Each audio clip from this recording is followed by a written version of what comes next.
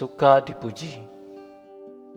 Ketahuilah wahai saudaraku, bila Anda adalah orang yang senang dipuji, berarti setan telah memasuki diri Anda dari pintu ujub yang merupakan penyakit mematikan.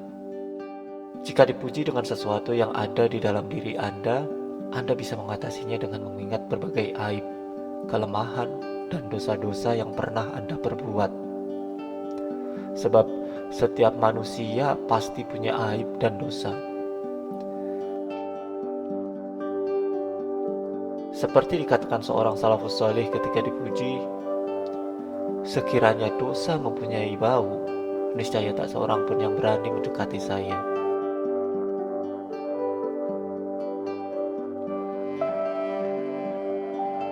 Tetapi jika Anda dipuji dengan sesuatu yang tidak ada di dalam diri Anda, janganlah Anda bergembira dengan hal itu, karena itu berarti kegilaan. Salah seorang ahli hikmah berkata, barang siapa yang ridho dipuji dengan sesuatu yang tidak ada pada dirinya, sesungguhnya ia telah memberikan peluang bagi orang untuk menghinakannya.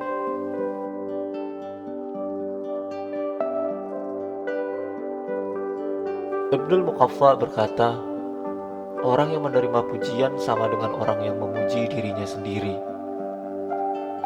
Salah seorang penyair menuturkan,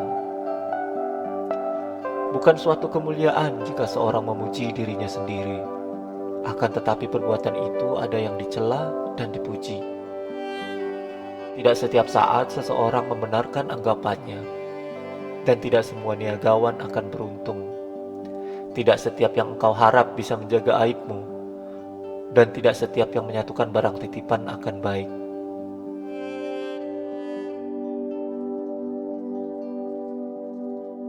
Ketahuilah, pujian itu mengandung berbagai bencana dan bahaya. Di antaranya bisa membuat seseorang membanggakan diri dan berlaku sombong. Ini adalah pintu kehancuran bagi orang yang dipuji. Dari Abu Musa al-Asy'ari ia berkata, Rasulullah Shallallahu Alaihi Wasallam pernah mendengar seseorang memuji saudaranya, dan ia sangat menyanjungnya. Maka beliau bersabda, ahlaktum au qata'tum lahrar rajul. Kalian telah membinasakan atau memotong punggung lelaki ini. Rasulullah menjelaskan bahwa pujian sangat berbahaya. Dari Abu Bakar radhiyallahu anhu ia berkata, ada seseorang yang disebut-sebut di hadapan Rasulullah Shallallahu Alaihi Wasallam, lalu ada orang lain yang memujinya. Maka beliau bersabda, celakalah engkau, sesungguhnya kamu telah memotong leher saudaramu. Beliau mengulanginya berkali-kali. Kalau memang kalian harus memuji, tidak mengapa, namun hendaknya ia mengatakan, saya beranggapan begini dan begini. Jika memang orang itu seperti yang ia katakan, dan cukuplah Allah yang mengetahuinya, dan ia tidak mensucikan siapapun kepada Allah.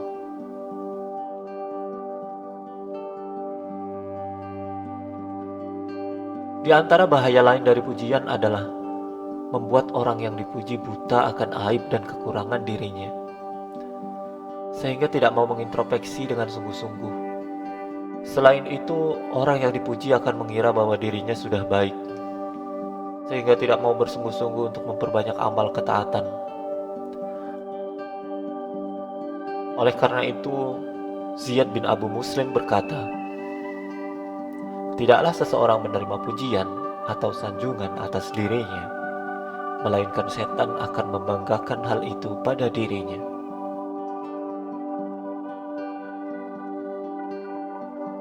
Salah seorang salafus salih berkata, barang siapa yang gembira dengan pujian, berarti ia telah membuka peluang bagi setan untuk memasuki hatinya. Salafus salih yang lain juga berujar,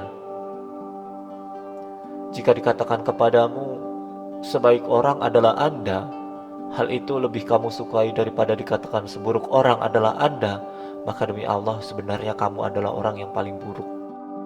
Oleh karena itu, Umar bin Khattab pernah berkata, peliharalah dirimu dari pujian, karena ia adalah sembelihan.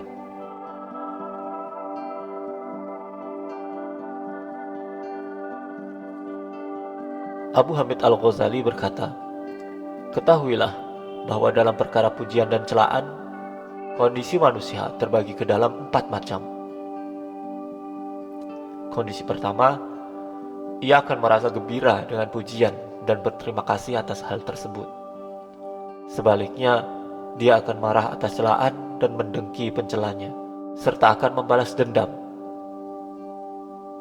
Kondisi kedua, ia akan memendam kemarahan di dalam hati kepada orang yang mencelanya, akan tetapi menahan lisan dan semua anggota tubuhnya untuk membalasnya. Atau hatinya merasa gembira dan senang kepada orang yang memujinya, akan tetapi menahan ekspresi tubuhnya untuk menampakkan kegembiraan. Di sini ada kekurangan, namun dibandingkan sebelumnya, ini lebih baik." Kondisi ketiga, ini adalah tingkatan kesempurnaan yang pertama, yaitu menganggap datar antara orang yang mencela dan yang memujinya. Ia tidak merasa risau dengan celaan dan tidak pula senang dengan pujian. Kondisi keempat, jujur dalam beribadah. Ia membenci pujian dan marah kepada orang yang memujinya, sebab ia tahu pujian adalah fitnah yang sangat berbahaya bagi diri dan agamanya. Ia suka kepada orang yang mencelanya, sebab ia tahu bahwa orang ini menunjukkan aib, kekurangan, dan dosa pada dirinya.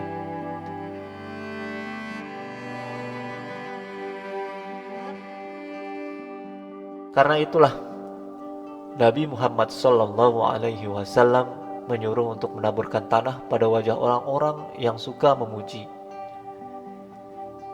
Suatu ketika, Miqdad radhiyallahu anhu melihat seseorang memuji Utsman bin Affan radhiyallahu anhu. Maka Miqdad menghampiri orang ini, lalu ia berjongkok, kemudian menaburkan kerikil pada wajah orang tersebut. Utsman radhiyallahu anhu berkata, "Ada apa denganmu?" Miqdad berkata, Rasulullah sallallahu alaihi wasallam bersabda, "Idza ra'aitumul madda hina fahtu fi wujuhihim tarab." Apabila kalian melihat orang-orang yang suka memuji, maka taburkanlah tanah pada wajah mereka.